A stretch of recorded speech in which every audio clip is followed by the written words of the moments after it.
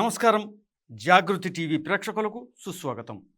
Science అనగానే మన దేశంలో చాలామంది ముందుగా తలుచుకునేది అమెరికా, జర్మనీ, జపాన్, చైనా లాంటి విదేశాలని. అయితే సుసంపన్నమైన మన భారతీయ వైజ్ఞానిక వైభవం యావత్ ప్రపంచాన్ని శాసించిందని ఎందరికీ తెలుసు? శుద్ధ పల్లెటూళ్లలో, అటవీ ప్రాంతాల్లో పుట్టి పెరిగి ఎలాంటి సాధనాలు లేకుండా మన భారతీయ ఋషులు, శాస్త్రవేత్తలు, పామరులు సైతం సాధించిన విజ్ఞానం, వారు చేసిన రచనలు ఈనాటి కంప్యూటర్లు, ఏఐ టెక్నాలజీకి సైతం ఊతమై నిలిచాయని అతి కొద్ది మందికి మాత్రమే తెలుసు. భారతీయులందరూ ప్రతి సంవత్సరం ఫిబ్రవరి 28న జాతీయ సైన్స్ డేని జరుపుకుంటున్న నేపథ్యంలో మనకు మాత్రమే సొంతమై విశ్వ కళ్యాణానికి వెలుగై నిలిచిన భారతీయ విజ్ఞానం, మన విజ్ఞానవేత్తల గురించి మనకు తెలియజేయడానికి శ్రీ వేదభారతి సంస్థ వ్యవస్థాపకులు, వాచస్పతి, సంస్కృత సేవావ్రతి, వేదగణితవేత్త డాక్టర్ ఆర్విఎస్ఎస్ అవధాన్లు గారు మనతో ఉన్నారు. వారిని అడిగి మరిన్ని విశేషాలు తెలుసుకుందాం. నమస్కారం అవధాన్లు గారు. జాగృతి టీవీ ప్రేక్షకుల తరపున మీకు సుస్వాగతం అండి.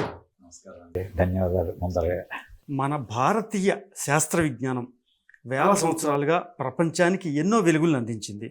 ఆ వెలుగుల్లో కొన్నిటిని స్పృశిస్తూ అందుకు కారకులైనటువంటి మన మహనీయ యోగులు కావచ్చు, ఋషులు కావచ్చు, పెద్దల గురించి కొంచెం మాకు తెలియచేయండి.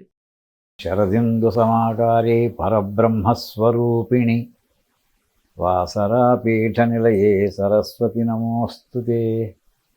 ఇందులో ఈ శ్లోకం చదవడంలో ప్రధానమైన ఉద్దేశం ఏంటంటే సరస్వతి అనే పదం స్ఫుటంగా కనిపిస్తుంది. సరస్వతి అంటే అలా ప్రవాహంగా వచ్చేటటువంటిది అని ఆ పదానికి అర్థం. ఏమిటి ప్రవాహంలో వస్తుందంటే కాలగమనంలో వేలాది సంవత్సరాలుగా జ్ఞాన ప్రవాహానికి సూచిక ఏమిటంటే సరస్వతి. అయితే సరస్వతిని ఆరాధించేటటువంటి ఈ జాతికి అనంతమైనటువంటి విజ్ఞాన ప్రవాహాన్ని అందించడం అనేటటువంటి ఒక సహజ లక్షణమైనటువంటి విషయం అది. అంటే మీరు అడిగిన టాపిక్ అది మొదల ప్రార్థన శ్లోకం, దాన్ని స్మరించుకోవడం జరిగింది. అయితే మీరు అడిగినటువంటి విషయం చాలా విస్తారమైనటువంటి విషయాన్ని అడిగారు. ఇది మన దాంట్లో మన సిద్ధాంతం ప్రకారం సృష్టి అనేటటువంటిది పరమేశ్వరుని యొక్క సంకల్పంతో ప్రారంభమైంది. ఆ పరమేశ్వరుని సంకల్పంలో మొత్తం దేవతలు అందరూ కూడా ఆవిర్భవించుకుంటూ వచ్చి తర్వాత మానవులు కూడా వీళ్ళు ఉద్భవించారు. ఈ మొత్తం పంచమహాభూతాలతో పాటు మనందరం వచ్చాం. దాంతోపాటు జ్ఞానము విజ్ఞానము రెండు కూడా అందేయి అని చెప్పి మనకి ఒక సిద్ధాంతం. ఈ విషయాన్ని శ్రీ శంకర భగవత్పాదుల వారు భగవద్గీతకి భాష్యం రాయబోతూ మొట్టమొదట్లో ప్రార్థన శ్లోకంలో అది చెప్తారు. అసలు నారాయణ పరో వ్యక్తాత్ అండం అవ్యక్త సంభవం అండస్యాంతస్తిమే లోకా సప్తద్వీపాచ మేదిని. ఇందులో వారు రిఫర్ చేసినటువంటి పదాలన్నీ కూడా కీవర్డ్స్గా తీసుకుందామండి. అంటే మనం ప్రార్థన శ్లోకం, భగవద్గీత, ఆధ్యాత్మిక భాగం అది ఒక భాగం ఉన్నది, అది ప్రధానమైనది. కానీ దాంతో మనకి స్ఫురణకు వచ్చేటటువంటివి నారాయణ అనే పదం ఒకటి కనిపిస్తోంది, అవ్యక్తం అనే పదం ఒకటి కనిపిస్తోంది, లోకం అనేటటువంటి పదం ఒకటి కనిపిస్తోంది, తర్వాత మేదిని అనే పదం ఒకటి కనిపిస్తోందండి. ఇవన్నీ కూడా యాక్చువల్లీ సైన్స్కి మూలమైనటువంటి విషయాలు. నారాయణ అనే పదానికి అర్థం ఏంటంటే నారము అంటే జ్ఞానము అని అర్థం, అయనము అంటే స్థానం అని అర్థం. అంటే నారాయణ అనే పదానికి శ్రీ మహావిష్ణువు అదంతా పక్కన పెట్టుకోండి, జ్ఞాన ఆధార బిందువు అది ఆయన. అక్కడ జ్ఞానం నుంచి ప్రారంభమైంది అని మన సిద్ధాంతం. అసలు అది అంటే మనిషి ముందర పుట్టి జ్ఞానం తర్వాత వచ్చింది కాదండి.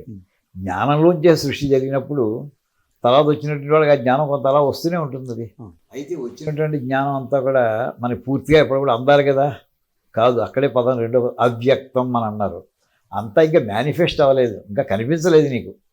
అంటే తెలుసుకోవలసింది చాలా ఉంది, తెలియవలసినటువంటి దాంట్లో ఆవిర్భవించింది. అందులో తెలుసున్నది కొంచెం మాత్రమే, ఇంకా తెలుసుకోవాల్సింది ఇంకా చాలా ఉంది. అవ్యక్తం అనే మాట అక్కడ వస్తుంది. అది ఈ రోజుకి వర్తిస్తుంది, అది ఎప్పటికీ వర్తిస్తుంది. సైన్స్ ఉన్నంతకాలం అది వర్తిస్తూనే ఉంటుంది.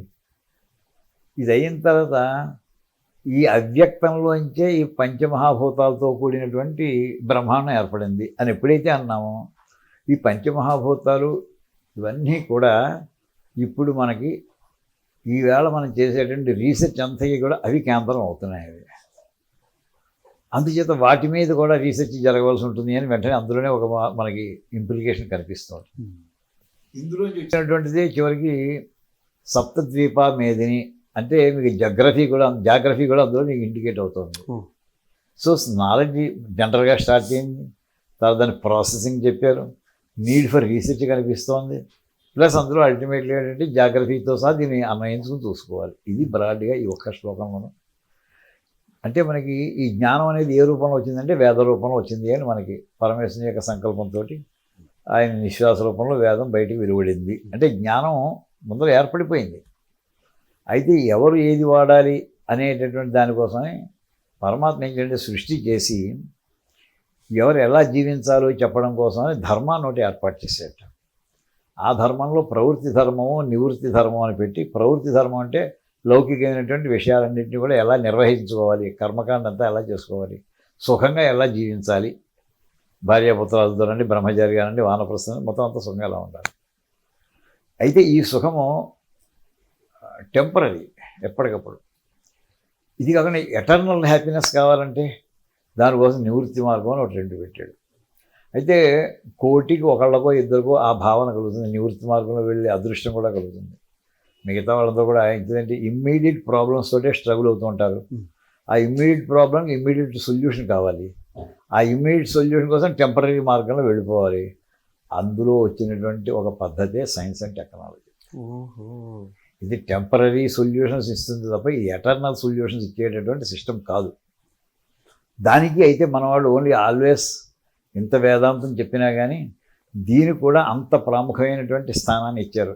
ఈ ధర్మము దానివల్ల వచ్చేటటువంటి సుఖము అంటే సైన్స్ అండ్ టెక్నాలజీని ఏదైతే మనం చెప్పుకుంటున్నామో టెంపరీ హ్యాపీనెస్. ఆ టెంపరీ అంటే ఇది ఒక క్షణమే కాదు, ఇట్స్ నాట్ ఎవర్ లాస్టింగ్, శాశ్వతంగా ఉండేది మాత్రం కాదు. దానికి సంబంధించినటువంటి మార్గాలు ఏమిటి, ఎన్ని రకాల పద్ధతుల్లో మనిషి డెవలప్ చేసుకోవాలి, ఇవన్నీ కూడా చెప్పుకుంటూ ఇవన్నీ మన యుగ యుగాలుగా మనకి ఈ సిస్టమ్ అంతా కూడా అందించడం జరిగింది. మీరు అడిగినటువంటి ప్రశ్నకి ఏంటంటే ఇది తాత్కాలిక, ప్రస్తుతం ఈ సైన్స్ అండ్ టెక్నాలజీ ఉన్నటువంటి దానికే ఎక్కువ ప్రాముఖ్యత ఇస్తున్నటువంటి ఈ రోజుల్లో మన ప్రాచీన గ్రంథాల్లో ఏమైనా చెప్పడం జరిగిందా అని అక్కడికి వస్తుందండి. అది చెప్పిన వాళ్ళు ఎవరెవరు మహానుభావులు, వాళ్ళ కంట్రిబ్యూషన్స్ ఏమిటి, ఇన్ని విషయాలు మనం మీరు అడిగినట్టు చాలా విస్తారమైనటువంటి విషయంలో తీసుకెళ్ళారు. అయితే మన వాళ్ళు ఈ రెండు మార్గాల్ని కూడా ప్రవృత్తి మార్గాన్ని నివృత్తి మార్గాన్ని రెండింటిని కూడా సమన్వయం చేసుకుంటూ అనాది కాలం నుంచి దీన్ని ఆచరణలో పెట్టుకొచ్చారు.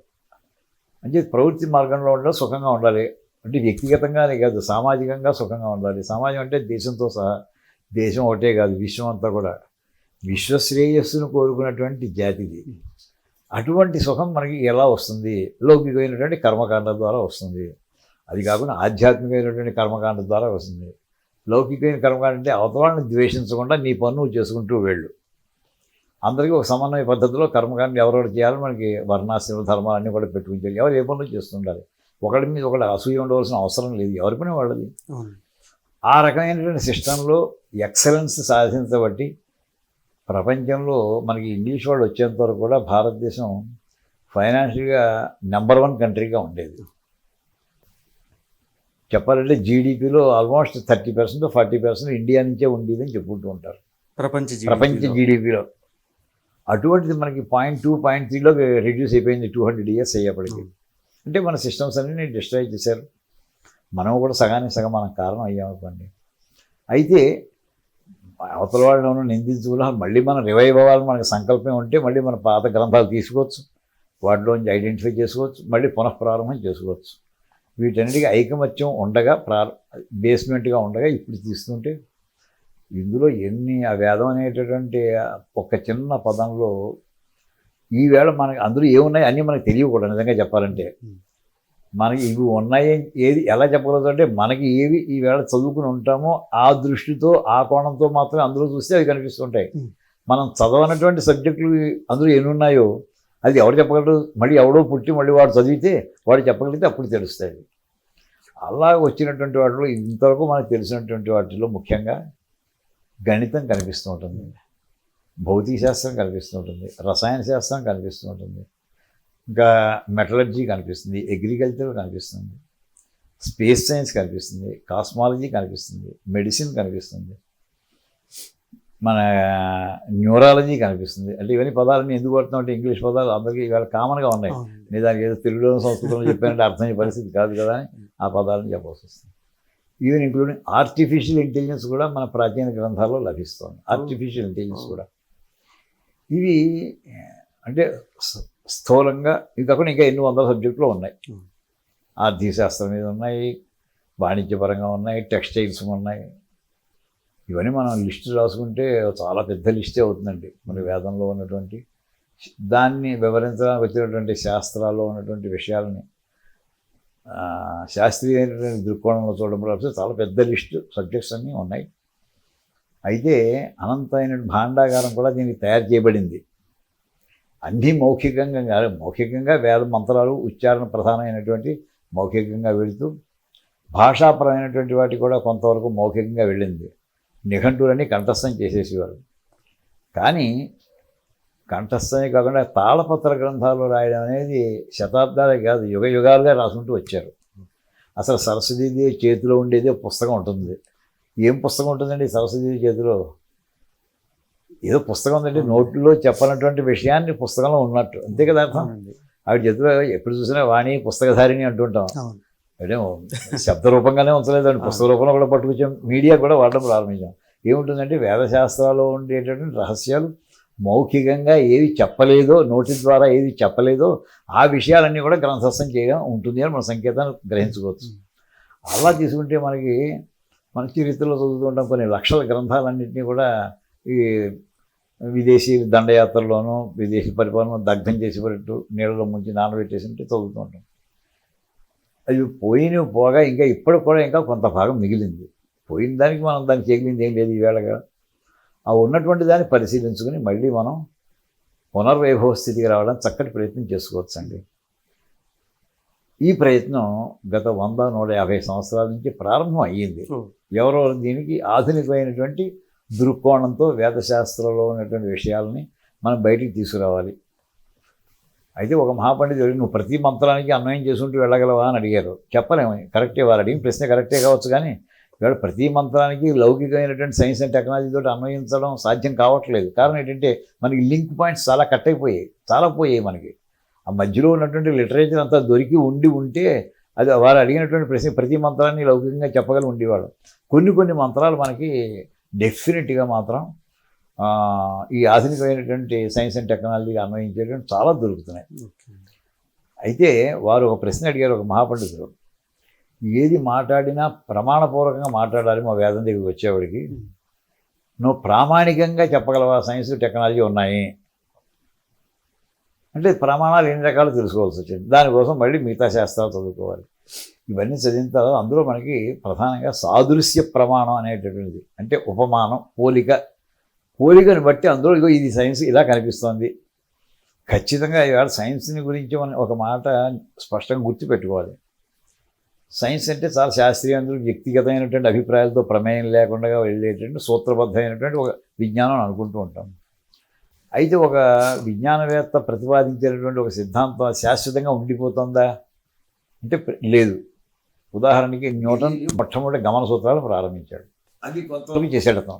దాని తర్వాత న్యూటన్ వచ్చి వెంటనే వాటిని న్యూటన్స్ లాస్ ఆఫ్ మోషన్ ఇవాళ ప్రపంచ ప్రసిద్ధి పొందినటువంటి 3 సూత్రాలు తీసుకొచ్చాడు. న్యూటన్స్ ఫస్ట్ లా, సెకండ్ లా, థర్డ్ లా అంటుంటారు. అది సుమారు 1642 పుట్టాడు న్యూటన్. 1672లోనూ 70 ప్రాంతాల్లో ఈ సూత్రాలు వచ్చాయి అనుకుందామండి. అప్పటి నుంచి సుమారు 250 సంవత్సరాలు ఈ సూత్రాలు అవే ఫైనల్ అని అనుకున్నారు. కానీ ఐన్స్టీన్ వచ్చిన తర్వాత చివరికి ఆ సూత్రాలు ఫైనల్ కాదు, వాటిలో మార్పులు చేయాలి, లేదా తప్పవి, అన్ని కండిషన్స్ వర్క్ చేయట్లేదు అని అతను నిరూపించారు.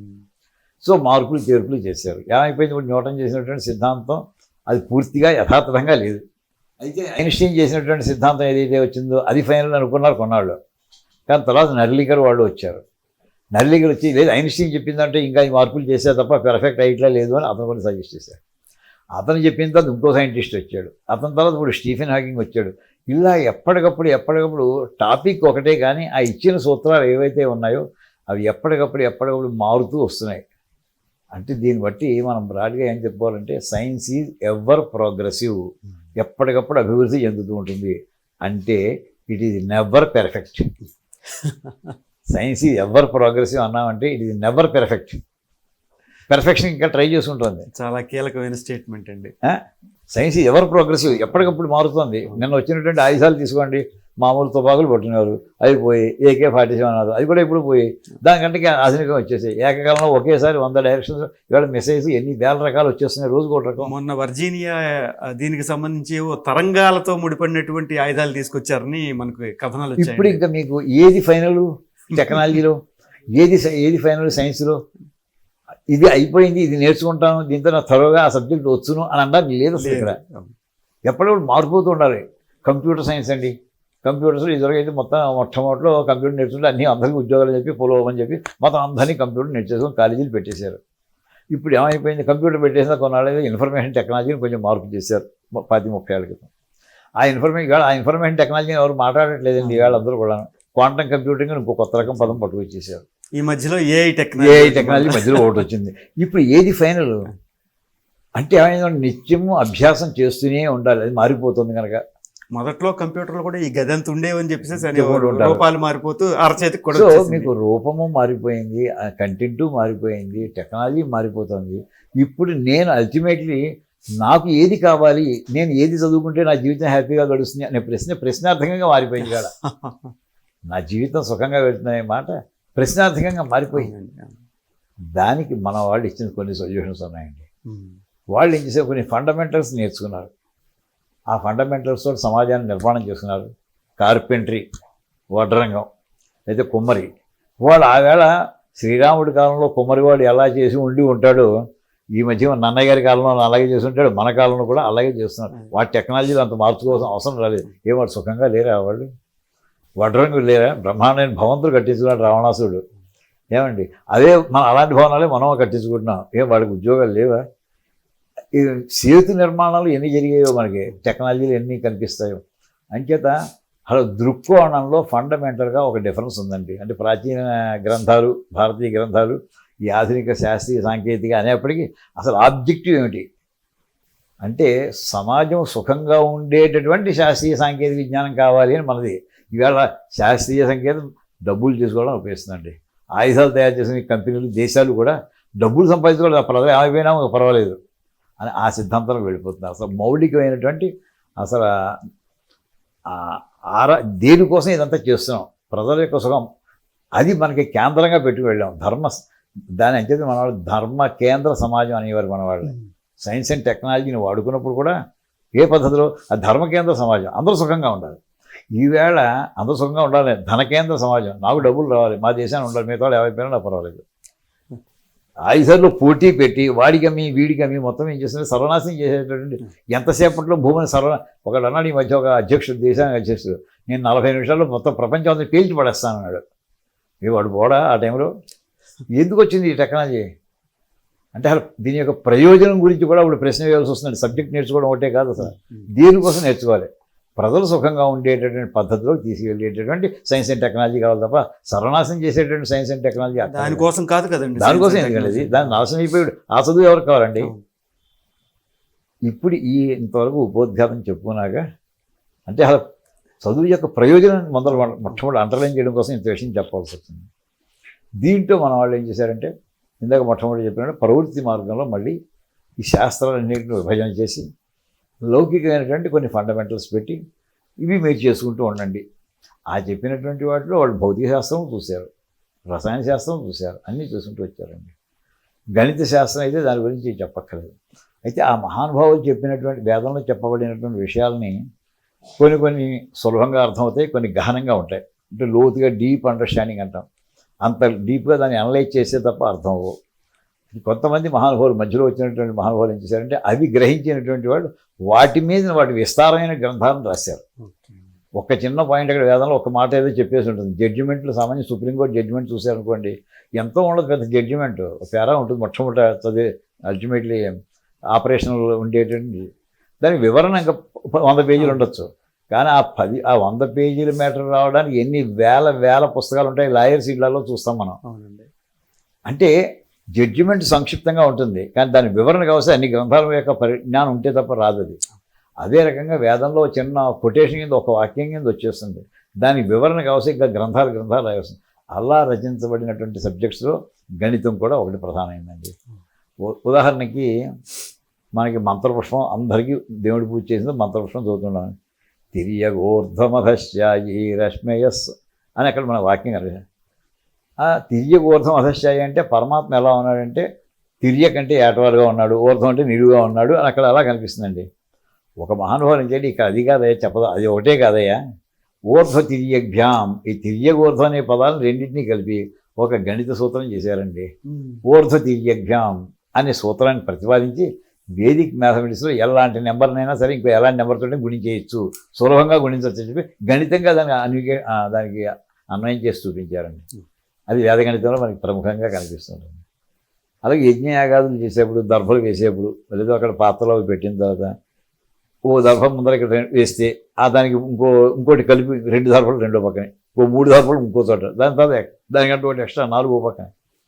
దీన్ని చెప్పడానికి ఏకాధికేన పూర్వేణ అని ఒక ఆయన అందులో సూత్రం చెప్తారు కారిక, అది గణితపరంగా ఒక ఆయన అన్వయం చేశారు. ఇలాగా వేదశాస్త్రాల్లో చెప్పబడినటువంటి విషయాలన్నింటి గణితంలో అన్వయం చేసుకుని వాటిని మళ్ళీ మనకి వివరించడం జరిగింది. ఈ చెప్పినటువంటి వాళ్ళలో మహానుభావులలో కొంతమంది పేర్లు మనం తప్పకుండా స్మరించుకోవాలండి. వాడు రాసినటువంటి గ్రంథాలు వాడు జీవించి ఉండగానే చదవబడడం లేదు, శతాబ్దాలు గడిచినా ఈవేళ కూడా అవి చదవాలని ఉత్సాహం కలిగే విధంగా రాశారు వాళ్ళు. అలాంటి వాళ్ళలో భాస్కరాచార్య పేరుతో ఉన్నటువంటి ఒక మహానుభావుడి గురించి మనం తప్పకుండా స్మరించుకోవాలని నాకు అనిపిస్తుంటుంది. అంటే మనకి చరిత్రలో గణిత శాస్త్రానికి సంబంధించినటువంటి చరిత్రలో 2 భాస్కరాచార్యులు ఉన్నారు. భాస్కరాచార్య 1, భాస్కరాచార్య 2 అంటాం.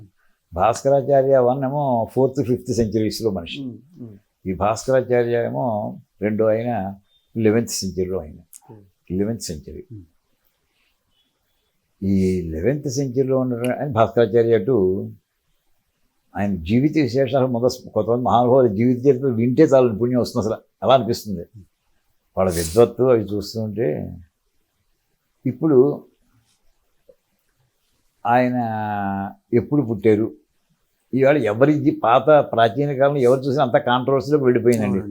అప్పుడే ఒకళ్ళంటే అది కాదు, ఇంకో 50 ఏళ్ళు కలుపు, ఇంకో 100 ఏళ్ళు కలుపు, ఈ గొడవ లేకుండా ఆయనే నేను ఇన్నో సంవత్సరం పుట్టానని రాసేస్తున్నాడండి. అయితే అప్పుడు మనం ఇవాళ క్రిస్టియన్ ఏరియాకి అలవాటు పడిపోయాం, దాన్ని కామన్ ఏరియా అంటున్నారు. అదే క్రిస్టియన్ ఏరియా ఇక్కడ ఇండియాలో ఎవరికి తెలియదు అసలు. ఇప్పుడు ఎలా చెప్పాలి ఆయన? దానికోసం మనకి కొన్ని ఏరాస్ ఉన్నాయి, శకాలు ఉన్నాయి. శాలివాహన శకంలో నేను ఇన్నో సంవత్సరం పుట్టాను అని రాశాడండి. శాలివాహన శకం ఎప్పటిదో మన భారతీయులందరికీ తెలుసు. ఇప్పుడు శాలివాహనుడు ఎప్పటివాడు? శాలివాహనుడి శకం ప్రారంభం ఆయన ఓ రోజు 0 అనుకుంటే ఆ వేళ నుంచి లెక్కేసి వచ్చారు. శాలివాహన్ దానికి ఒక డేట్ ఉంది. ఇలాగ మనకి కలియుగంలో లగాయతూ కలియుగం ఎలా ప్రారంభమైంది? ఏ రోజున అన్ని గ్రహాలు ఒక చోట చేరాయో ఆ వేళ కలియుగం అని అన్నారండి. ఈ గ్రహాలను బట్టి అంటే నేచర్ తోటి సంబంధం పెట్టి వచ్చినటువంటి మన యుగాలు. అంటే నేచర్లో ఇవాళ మీరు బ్యాక్ క్యాలిక్యులేషన్స్ చేసినా అక్కడికి వస్తారు మీరు. అది ఖచ్చితంగా, అది మీరు కంప్యూటర్ పెట్టుకోండి, చేతితో చేసుకోండి, ఎలా చేసినారే ఏ రోజు ప్రారంభమైంది ఆ రోజున ప్రారంభమైంది పర్ఫెక్ట్గా డేతోగా వచ్చేస్తున్నది. అక్కడి నుంచి మీరు రోజులు లెక్కేసుకోవచ్చు. మన వాళ్ళు రోజులు లెక్క పెట్టే పద్ధతి కూడా చెప్పారండి. ఇన్ని వేల సంవత్సరాలు అయినా మనది ఇన్ని వేల సంవత్సరాల మధ్యలో ఎన్ని లీప్ ఇయర్స్ వచ్చాయి ఎవరికి తెలుసు అని డేట్ కూడా పెర్ఫెక్ట్గా మొట్టమొదటి నుంచి పెర్ఫెక్ట్ సిస్టమ్ అని పెట్టలేదు వాళ్ళు, మధ్యలో మార్చుకుంటూ వచ్చేసారు. ఆ వేళ మొట్టమొదటిలో 10 నెలలు ఉండేది ఏడాదికి. జనవరి ఫిబ్రవరి లాగైతే 10 నెలలు అండి, 12 నెలలు లేవు.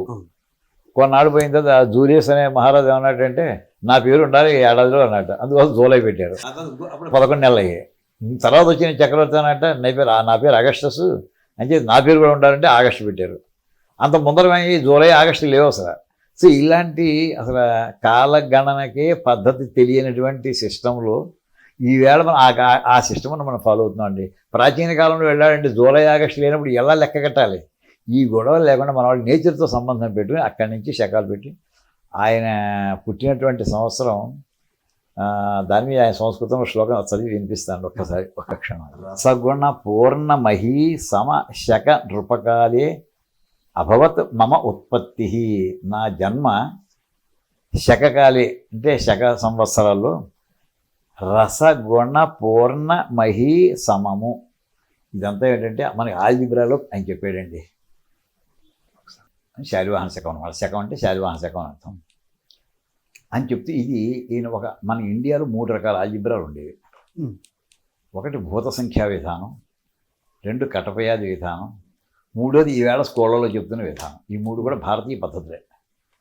మొదటిది 2వది వదిలేసాం మనం. 3వది మాత్రం ఇంకా ఇప్పుడు ఇక్కడి నుంచి పాశ్చాత్య దేశాలకు వెళ్ళి మళ్ళీ అక్కడి నుంచి ఇదే తిరిగి వచ్చింది. వాళ్ళ కంట్రిబ్యూషన్స్ ఏం కావు. 3వది మాత్రమే మనం ఇవాళ అవలంబిస్తున్నాం. కానీ ఇతను మొదటి రకపు ఆల్జిబ్రా ప్రకారం చెప్పాడు వాడు. అక్కడ చెప్పిన ప్రతి పదానికి ఒక వాల్యూ ఉంటుంది. రసగుణ పూర్ణ మహి అన్నాడండి. రసం అంటే రుచులు. ఎన్ని రకాల రుచులు ఉంటాయి? 6 షడ్రుచులు ఉంటుంది.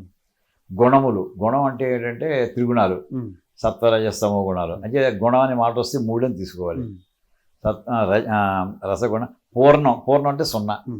మహి అంటే భూమి, భూమి అంటే ఇక్కడ మనం తిరుగుతూ ఒకటే భూమి ఉంది కనుక ఈ అంకెలన్నింటినీ కూడా అంకానాం వామతో గతి. అంకెలన్నీ ఇప్పుడు చెప్పినవన్నీ కూడా మొట్టమొదటి చెప్పింది 1వ స్థానంలో వేసుకోవాలి. అంటే 6. దాని తర్వాత దానికి ఎడం పక్కకి అంటే 10వ స్థానంలోకి వస్తుంది. 3 10వ స్థానంలోకి వస్తుంది. 0 100వ స్థానంలోకి వస్తుంది. 1 1000వ స్థానంలోకి వస్తుంది. అంటే ఎంత అయిందంటే 1036 అండి. శాలివాహన శకం 1036లో నేను పుట్టాను. శాలివాహన శకానికి ఈవేళ మనం వాడేటటువంటి ఈ సామాన్య శకానికి 78 ఏళ్ళు తేడా. దానికంటే ఇది 78 కలిపితే ఈవేళ మామూలుగా మనం ఫాలో అవుతున్నటువంటి క్రిస్టియన్ అందులో వస్తుంది. ఏమండి అలా లెక్కేస్తుంటే 1104 ఎంత వస్తుంది సుమారుగా. ఆ సంవత్సరం పుట్టాడు. అంటే మనకు అర్థం అవడం కోసం ఇందులో ఆవేళ వాళ్ళకి అవసరం లేదు. మనకి ఈవేళ అవసరం ఏది చెప్పాలని ఈ టర్మ్స్ చెప్పుకోవాల్సి వస్తుంది.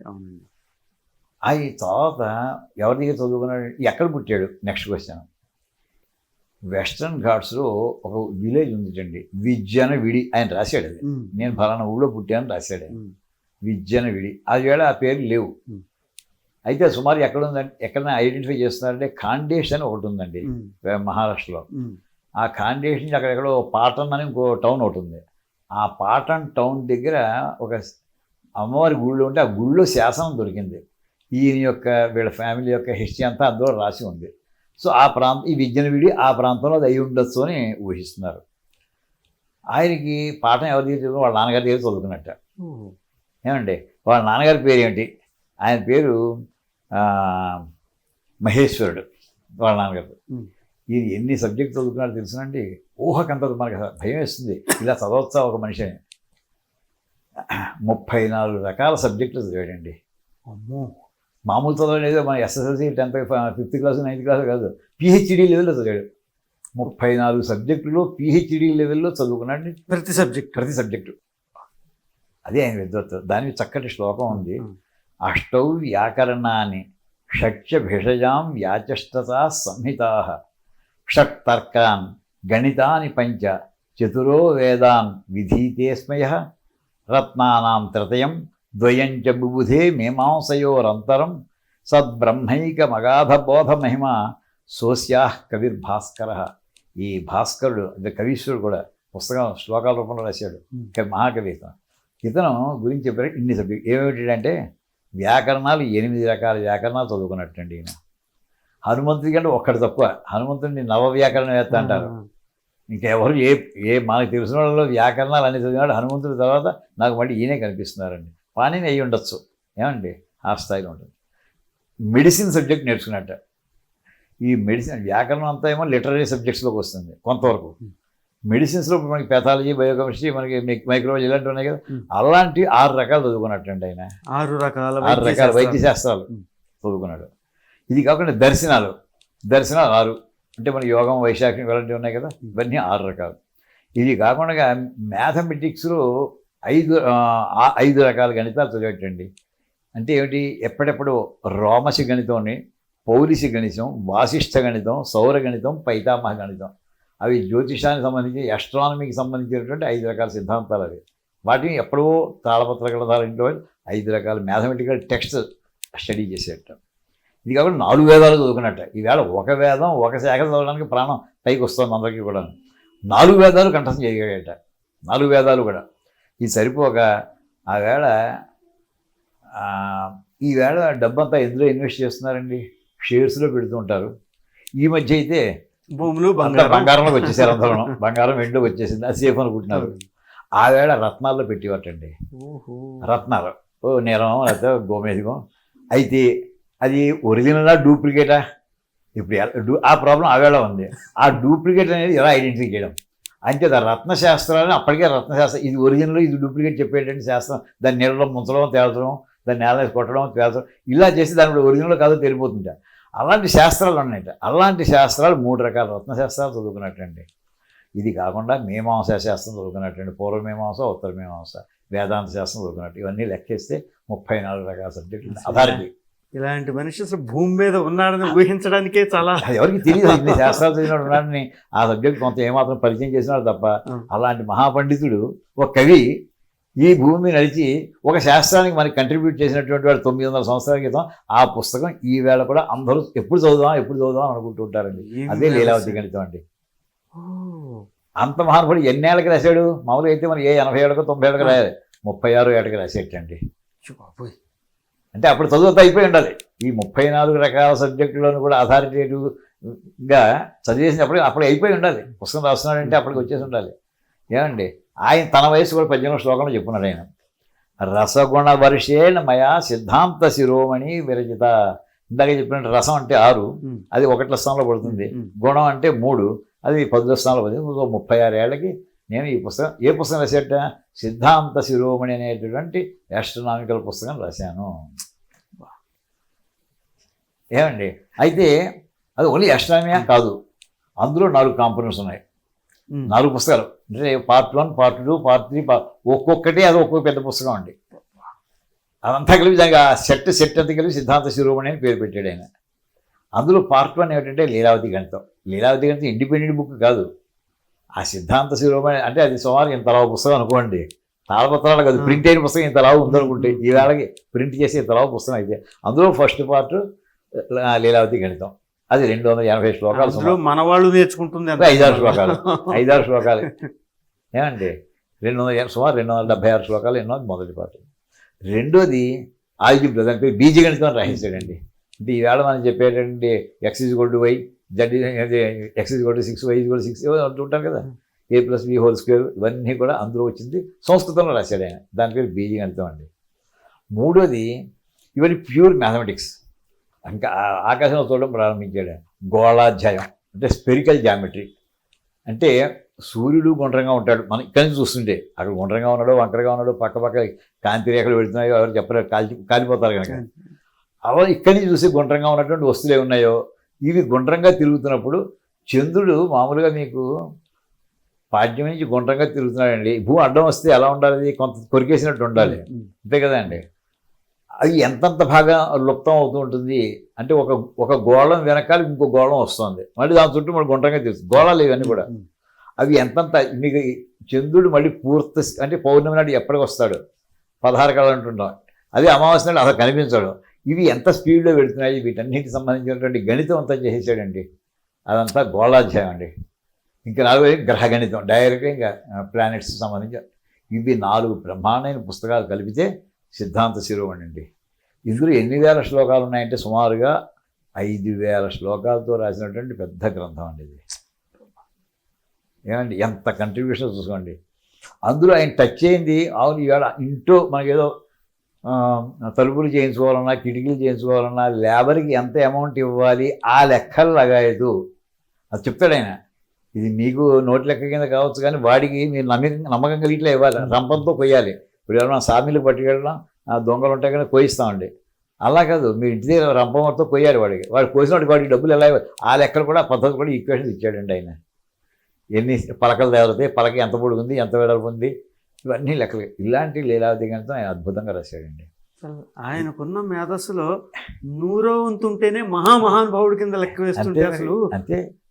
ఆయన రాసినటువంటి పుస్తకం అసలు ఇప్పుడు ఏం చేసామంటేనండి, ఇది ఆల్మోస్ట్ మరుగున పడిపోతుందని చెప్పి మేమైతే శ్రీ వేదభారత నుంచి మొట్టమొదటి వేదగణితం చాలా 40 ఏళ్ళ నుంచి 50 ఏళ్ళ నుంచి ప్రచారం చేసుకొస్తున్నాం. ముఖ్యంగా 30 ఏళ్ళ నుంచి చాలా తీవ్రంగానే చేసాం.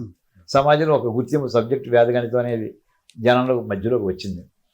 అయితే చాలామంది ఉపాధ్యాయులు నేర్చుకున్నారు, విద్యార్థులే కాదు ఉపాధ్యాయులు కూడా నేర్చుకున్నారు. లెక్చరర్స్, టీచర్స్, ప్రొఫెసర్స్ కూడా నేర్చుకున్నారు వర్చువల్గా ఆన్లైన్ క్లాసెస్. వాడు అడిగి సార్ వేదగణితం తర్వాత ఏం ఇంకా నేర్పిదానం ఉందా అయిపోయిందా అన్నారు. అయిపోవడం అంటే మొత్తం వేద వాంగ్మయంలో గణితంలో ఎల్కేజీ లాంటిది వేదగణితం, ఎల్కేజీ లాంటిది, అది ప్రారంభం అది. దాని తర్వాత ఇంకో దానికి అయ్యా నెక్స్ట్ ఏముంది సార్ అలా ఉంటుందా, ఉంది లీలావతి గణితం చదవండి. లీలావతి మాకు ఎవరు చెప్తారు, నేను చెప్తాను. వాళ్ళు పాఠం చెప్పాను. మొత్తం అది 3.5 సంవత్సరాలు పట్టింది లీలావతి గణితం. మొదటి శ్లోకంలాగా చివరి శ్లోకం దాకా పాఠం చెప్పాం. సుమారు 3.5 సంవత్సరాలు పట్టిందండి.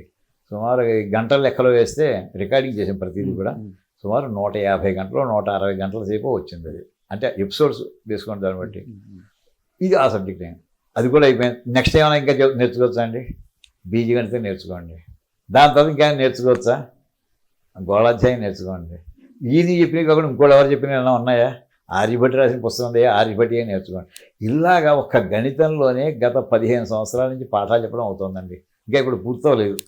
అంటే మహానుభావులు చెప్పినటువంటి పుస్తకాలు ఒక్క సబ్జెక్టులో ఒక ఆధార్ రాసినటువంటి పుస్తకం తీసుకుంటే ఇంకా ఇప్పుడు అవ్వలేదు మనకి. జీవితకాలం సరిపోవట్లేదండి. ఒక సబ్జెక్టుకి కొన్ని 100 సబ్జెక్టులు ఉన్నటువంటి భారతీయ ప్రాచీన వాంగ్మయంలో మనం ఎంత నేర్చుకున్నట్టు అయింది అసలు. అంతటి మహావిద్వత్తు కలిగినటువంటి ఆ భాస్కరాచార్యులకి అంతటి మేధస్సు రావడానికి కారణం ఏమిటంటారా? వారు చేసిన పరిశ్రమ ఎటువంటిది ఉంటారు? అది వారి పూర్వులతో కూడా లింక్ అయి ఉండవచ్చు. అది కొంచెం వారి వంశ చరిత్ర తెలుస్తుందండి. వారి 5-6 తరాల వాళ్ళ పేర్లు కూడా నాకు లిస్టు దొరికి ఏమండి. అందరూ మహాపండితుట. అంటే ముత్తాత, ఆ పైన ఇనితాత అంటాం మనం. ఆ ఇనితాత, ముత్తాత, తాత, తండ్రి, ఇంతమంది మహాపండితులు అవడం వల్ల ఆయన జీన్స్లో ఆయనకి అది వచ్చి ఉంటుంది. రెండోది ఈయన సహజంగా కుశాగ్ర బుద్ధి కనుక తండ్రి ఎప్పుడు తానే సొంతంగా పాఠం, తండ్రి పాఠం చెప్పడంలో కుర్రాడు నేర్చుకున్నాడంటే ఇంకా తన ప్రాణాన్ని ధారపోసి నేర్పేస్తాడు ఏమండి. ఈయన అలాగే మరి తన తర్వాత వాళ్ళకి చెప్పాడు. వీరందరూ కూడా వేద పండితులు, ఫండమెంటల్ గా వేద పండితులు, అందరూ ఫండమెంటల్ గా వేద పండితులు వీళ్ళు. అందులో జట ఎన్నో విధాలైనటువంటి దీని మీద వాళ్ళ వంశంలో ఏం చదువుకున్నారు అసలు ఒక్క చిన్న వాక్యం ఉంటుందండి. అది కూడా స్మరిద్దాం తప్పకుండానండి. వాళ్ళ వంశ చరిత్ర అంతా అంటే అది కూడా సంస్కృతం ఉందనుకోండి.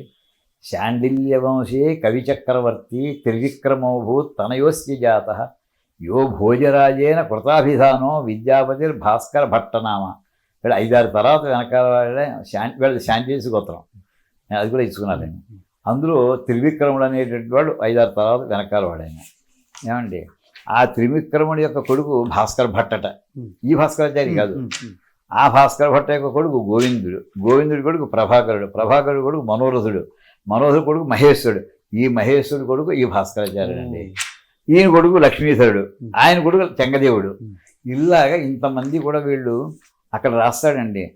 శ్రీమాన్ మహేశ్వరాచార్య స్తతోజని కవీశ్వర అంటే ఇతను భాస్కరాచార్య. తత్సూనో కవి వృంద వందిత పద సద్వేద విద్యాలత కంద అని మొత్తం సమస్త వేద విద్యలు కూడా అధ్యయనం చేసిన వాడు ఈయన. కంసరిపు ప్రసాదిత పద, శ్రీకృష్ణ అనుగ్రహం పొందినటువంటి వాడండి. కంసరిపు అంటే కంసుడి యొక్క శత్రువు ఎవరు? శ్రీకృష్ణుడు. అంచేత అతని యొక్క అనుగ్రహం, కృష్ణానుగ్రహం కలిగినటువంటి అంటే కృష్ణ భక్తుడు అనమాట ఈయన. ఆ మాట తెలుస్తుంది. సర్వజ్ఞ విద్వాన్, ఇంకా సర్వజ్ఞుడు అంటే ఇంతకంటే మన కాలంలో సర్వజ్ఞుడు అంటే ఇంతకంటే ఎక్కువ ఎక్స్పెక్ట్ చేయమండి. యశిష్యై సహ కోపి నో వివదితుం దక్షో వివాది క్వచిత్ శ్రీమాన్ భాస్కర కోవిద సమభవత్ సత్కీర్తి పుణ్యాన్విత అంటూ ఇంకా విషయాన్ని గురించి చెప్పొచ్చారండి. అంటే ఇవన్నీ కూడా మనకి ఏమంటే ఈ పుస్తకాలు ఇలాంటి వాక్యాలు ఉన్నాయనే విషయం. ఇది హిస్టరీ పార్ట్, ఇప్పుడే చదివింది. ఈ హిస్టరీ కూడా మనకి ఒక మనిషి యొక్క గొప్పతనం. ఈ వచ్చి పుట్టాడంటే వేరు. 1000 ఏళ్ల క్రితం ఏ సాధన సంపత్తి లేనప్పుడు శుద్ధ పల్లెటూళ్ళలో పుట్టి, ఇప్పుడు మనకి కంప్యూటర్లో గూగుల్ నొక్కితే అన్నీ దొరుకుతున్నాయండి, పుస్తకాలు దొరుకుతున్నాయండి. వేళ లిటరేచర్ దొరకలేదు, సమస్య లేదు, అడగడం ఆలస్యం అంతే. ఆ వేళ పుస్తకం కావాలంటే అది ఎవరో ఒక తాళపత్రం రాసుకుని ఉంటే ఎవరి దగ్గర ఉందో అది ఎవరి వాడి ఇంటికి వెళ్ళి అడిగి ప్రార్థించి వాడు కూడా ఇవ్వాలంటే మళ్ళీ ఇంకో కాపీ ఇవ్వాలంటే అది 2 ఏళ్ళు పడితే మళ్ళీ ఇంకో 2 ఏళ్ళు పడుతుంది ఇంకో కాపీకి. జెరాక్స్ కాపీలు ఏం లేవు అసలు. అంతంత శ్రమపడి నేర్చుకుని అన్ని విద్యలు ఆయన సంపాదించుకోగలిగేంటి ఎంత కృష్ణానుగ్రహం ఆయనకి పొంది ఉంటాడు అసలు. అంటే భక్తి భావనతోటి తన కర్తవ్యంగా భావించి ఇది తను నేర్చుకుని ఎందుకు రాయాలండి అసలు ఆయన పుస్తకం? ఆయనకి అవసరం లేదు, చదువుకున్నవాడికి లేదు, తర్వాత వాళ్ళకి అందించాల్సింది ఇది నా కర్తవ్యము, నాకు గురువులు ఇచ్చారు, ఇది భారతీయ విద్య, ఇది భారతీయ విద్య అవిచ్ఛిన్నంగా సరస్వతి ప్రసాదంతో అలా ముందరు వెళుతూనే ఉండాలి. ఆ ప్రవాహం, జ్ఞాన ప్రవాహం వెళ్ళవలసిందే. దానికి అనేక మార్గాలు, ఒకటి మౌఖికంగా, రెండోది గ్రంథపరంగా కూడా రాయంతే కూర్చొని రాశాడండి. అప్పట్లో వారు ఉపయోగించిన భాష అంతా కూడా సంస్కృతం. అంత సంస్కృతం. అంటే ఇది ఈ సందర్భంగా గురువు గారు ఇంకొక చిన్న ప్రశ్న. ఇంత విశేషమైనటువంటి వాంగ్మయం ఉన్నటువంటి మన సంస్కృత భాషని ఈరోజు ఏ పరిస్థితిలో ఉందో చూస్తుంటే చాలా బాధ కలుగుతుంది. సో ఈ విధమైనటువంటి సంస్కృత భాషను కావచ్చు, ఆ వేదవాంగ్మయాన్ని మనం నిర్లక్ష్యం చేయడం ద్వారా అసలు ఎంత కోల్పోతున్నాం. అసలు చిన్న అంతా కలిపి ఒక్క మాటలో చెప్పొచ్చండి. మనది అనుకున్నది వదిలేసాము, మనది కాదు అన్నది మనది అనుకుంటున్నామండి. పెద్ద భ్రాంతిది. మనది అనుకున్నది, మనది అయినది మనది కాదని భ్రాంతిలో వదిలేసాం. మనది కాని దాన్ని మనది అనుకుని ఇంకో భ్రాంతిలో ఉన్నామండి. ఏమండి, ఇది వాళ్ళు ఎవరో చెప్పిన వాళ్ళే మనకి విద్వాంసులు, వాళ్ళ గురించే నేర్చుకున్నాం అనేటువంటి ఉదాహరణకి ఇంకొక మహాపండితుడి గురించి చెప్పుకుందామండి. అంటే వాళ్ళ యొక్క కంట్రిబ్యూషన్స్ ఖచ్చితంగా సార్ స్మరించుకోవాలి. ఈవేళ గణితంలో చూస్తేనండి ఫండమెంటల్ మనకి 6th క్లాస్లోనే 7th క్లాస్లో స్టార్ట్ చేసేది a+b² స్టార్ట్ చేస్తారండి లెక్కలు. లెక్కల class a+b² a² + 2ab + b. ఎవరు కనుక్కున్నారు ఒకటే ప్రశ్న. ప్రతి సూత్రం ఎవరో కర్త ఉండాలి కదా ఆధునిక కాలంలో కూడా. అంటే ఇంగ్లీష్ వాళ్ళు కనుక్కున్నారు, ఏబీలో చదువుకున్నాం కనుక ఇంగ్లీష్ ఇంగ్లీష్ వాళ్ళ పేర్లు వస్తాయి. ఏమండి, ఎవరి పేరు ఇందులో దాన్ని ఎక్స్పాన్షన్ అంటారు. అంటే a² + 2ab + b². మొత్తం a² కాదు, ఇది 1 × a² కింద లెక్క. ఏబీ కాదు 2 × ab, b² ఒకటే కాదు 1 × b². అంకెలు ఒకటే చెప్పబోయా అంటే 1, 2, 1 మిగతా పదాలని డ్రాప్ చేస్తాం. అలాగే a+b³ తీసుకున్నాం అనుకోండి, అది a³ + 3a²b + 3ab² + b³. అందులో అంకెలే తీసుకోండి, కోఎఫిషియెంట్స్ అంటాం. 1, 3, 3, 1 అంటే ఇలా వేసుకుంటే అంటే మళ్ళీ దీని వెనక్కి వెళ్తే a+b అన్నాం అనుకోండి, 1a 1b అని అర్థం. అంటే 1, 1 మొట్టమొదటి లైన్, దానికంటే పైన 1 వేసుకోండి. సో అంకెలన్నీ వరుసగా చూస్తే పెద్ద శిఖరంలో ఏర్పడుతుంది. 1 కింద లైన్లో 1, 1 ఆ తర్వాత 1, 2, 1 దానికి ఎందుకు వస్తే 1, 3, 3, 1 దానికి ఇంకా వస్తే 1, 4, 6, 4, 1 ఇలా వస్తాయండి. దీని పేరు మేరు ప్రస్తారం మన పుస్తకాల్లో. ఏమండి, కానీ ఈ పేరు ఎవ్వడికి తెలియదండి. దీని పేరు పాస్కల్స్ ట్రయాంగిల్ అని పేరు పెట్టారు. ఏమండి, అంటే మీది కాదు అని మొట్టమొదటి అక్కడ సైకలాజికల్గా మనం దెబ్బ కొట్టడానికి మనదైన వస్తువుని మనది కాదని చెప్పాలి. ఇందాక చెప్పాను కదా, భ్రాంతిలో పెట్టాను. మేరు ప్రస్తారం మనం అనుకుంటే అక్కడ మేరు కాదు. మాకు పాస్కల్ అని దీని పేరు పాస్కల్స్ ట్రయాంగిల్ అంటారు. స్కూల్లో ఇవాళ ఏ లెక్చర్ని అడగండి, ఏ టీచర్ని అడగండి, పాస్కల్ ట్రయాంగిల్ చెప్తారు. మేరు ప్రస్తారం ఎవరికి ఈ పేరు తెలియదు సార్. ఈ పాస్కల్ ఎప్పటి వాడు 700 మనకి 1700 సంవత్సరంలో వాడండి సుమారుగా. అంటే 300 సంవత్సరాలు అనుకుందాం. అప్పటి నుంచి అంకెలు తెలుసుంటే వాడే కనుక్కున్నాడేమో a+b² అని అందరూ అనుకోవడానికి అవకాశం ఉంది. కానీ చరిత్ర చేసే కొంతమంది దీన్ని అన్వేషణ చేశారు. ఒక ఆయన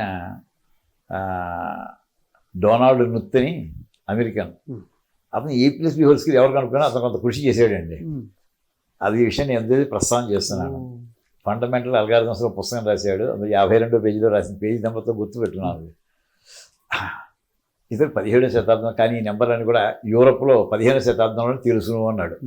అంటే 15వ శతాబ్దంలో తెలుసున్నటువంటి అంకెలకి 17వ శతాబ్దం నెంబర్ వాడి పేరు ఎందుకు పెట్టారు? ఏమండి, 200 సంవత్సరాల ముందరే వాడు ఎవరు పెట్టుకోవడం మర్చిపోయారు. అంటే భారతీయులు వచ్చాయని వాళ్ళకి ఇంప్రెషన్ వాడు పెట్టుకోలేదు. తర్వాత వాడు మన పేరు పెట్టేద్దాం, భారతీయుల పేరు తీసేద్దాం, పెట్టి ఉండొచ్చు అనుకుందాం. అయితే ఇప్పుడు ఏమైందంటే ఈ వేళ ఉన్నటువంటి a+b² సంఖ్యలు పాస్కల్ దగ్గరికి వెళ్ళే వెనక్కి, పాస్కల్ కంటే ఇంకా వెనక్కి వెళ్తే 15వ శతాబ్దంలో యూరోప్కి వెళ్ళింది. ఆ తర్వాత వేస్తాండి యూరోపియన్స్ కాదు, దానికంటే ముందర 14వ శతాబ్దంలో చైనాలో ఈ నెంబర్లన్నీ తెలిసినట్టుగా సాక్ష్యాలు దొరికాయి అని రాశాడండి. అంటే ఇప్పుడు ఐరోపా కూడా యూరోప్ కూడా ఖ్యాతి పోయింది, క్రెడిట్ పోయింది. ఖ్యాతి ఎవరికి వచ్చి క్రెడిట్ ఎవరికి వచ్చినప్పుడు చైనాకి వచ్చింది. చైనాలో కూడా మనలాగే ఏన్షియంట్ సివిలైజేషన్ అది. అంటే నదులు ఉన్నాయి అక్కడ, బాగా డెవలప్ అయినటువంటి కంట్రీ. ఎప్పటి నుంచో యుగాలుగా అది కూడా మనకి ప్యారల్గా డెవలప్ అయిన కంట్రీ. అంటే చైనా వాడి పేరు చెప్పడం ఆశ్చర్యం లేదు. మీకు విషయం తెలుసునో తెలీదు, మహాభారత యుద్ధంలో చైనా వాళ్ళు కూడా పాల్గొన్నారండి. కౌరవుల తరఫు నుంచి పాల్గొన్నారు. కౌరవుల చైనా నుంచి కూడా వచ్చి భారతంలో మహాభారతం, సంస్కృత మహాభారతం ఉంది. చైనా రాజులు ధర్మరాజుకి కప్పం కట్టినట్టు కూడా ఒక సమాచారం. మరి రాయసూయాగం చేసి వాళ్ళతో పట్టుకొచ్చింది. ఏమి నచ్చింది, వాడు చివరికి మమ్మల్ని ఓడించేసి వాడు కౌరవులు దుర్యోధన తరఫున యుద్ధం చేశారు. భగదత్తుల సైన్యంతో వచ్చారని మహాభారతంలో కనిపిస్తున్నాను. అంటే చైనా వాడు చేశారంటే ఓకే అవసరం. తర్వాత ఈ ఆధార్ రాశాడండి. కానీ చైనా వాడు కూడా కాదు, 12వ శతాబ్దంలో భాస్కరాచార్య రాసినట్టు 11 దాకా చెప్పాను సార్, ఆయన పుస్తకంలో కనిపిస్తుంది, లీలావతి గ్రంథంలో కనిపిస్తున్నాయి అంకెలు అన్నాడండి. ఆయన మూలస్థానం కాదండి, అది చెప్పదలుచిన విషయం. ఏమండి, భాస్కరాచార్య ఇంత విద్వత్తున్నటువంటి వాడు, అన్ని పుస్తకాలు చదివినటువంటి వాడు ఆయన రాసి, కానీ ఆయన కూడా కాదు. ఆయనకంటే ముందర ఇంకొక భారతీయ గణిత శాస్త్రవేత్త ఉండేవాడు 10వ శతాబ్దంలో, హలాయుధుడు ఆయన పేరు. ఆ పేరు ఎవరు వినలేదు మనం గణితంలో. హలాయుధుడు అనే పదం మామూలుగా మనం అంటే హలము ఆయుధముగా కలవాడు బలరాముడని మనం బహురీహి సమాసం చెప్పుకుంటూ ఉంటాం. కాదండి, అది ఒక గణిత శాస్త్రం. కర్ణాటక వాడినట్టుగా అర్థమైంది నాకు. 10వ శతాబ్దం అమ్మయ్య పర్వాల అంటే భారతదేశానికి వచ్చింది ఖ్యాతి మొత్తం మీద. ఆయన ఎప్పటివాడు అంటే 10వ శతాబ్దం. ఏం పుస్తకం రాశాడని వెతికారు. ఆయన గైడ్ రాశాడండి, వ్యాఖ్యానం రాశాడండి.